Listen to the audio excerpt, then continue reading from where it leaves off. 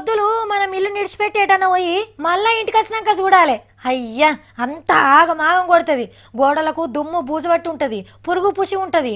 అప్పుడప్పుడు పాములు ఎలకలు బల్లులు ఇల్లు ఎట్లున్నాయి అని చూసిపోతందుకు సుట్టం సూప్ కచ్చిపోతాయి. నచ్చితే ఇంట్లోనే మెట్ట పెడతాయి మంచి తావు దొరికిందని. మొత్తం సాఫ్ చేసుకుంటేనే కానీ మళ్ళా మన ఇల్లు మన లెక్క అనిపించదు. చలికాలం చుట్టం ప్రణబ్ సార్ ఉండేది బొల్లారంలున్న ఈ రాష్ట్రపతి బంగ్లాలనే. మళ్ళా సార్ పోగానే ఖాళీగానే ఉంటది. అయితే సార్ ఇంట్లో అడుగు పెట్టకంటే మొదలే చిన్న కథ నడిచింది. ఇంట్లో బంగ్లాలు ఎవ్వరు ఉంటలేరని పాములు పుట్టలు పెట్టి చక్కర్లు కొట్టినాయట.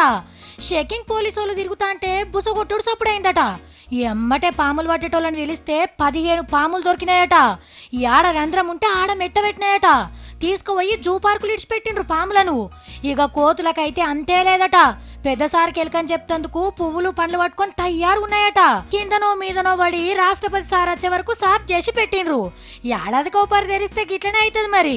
ఈ బంగ్లాల అప్పుడప్పుడు పబ్లిక్ కూడా తిరిగే ఛాన్స్ ఇస్తే పాములు మెట్టబెట్టాయి.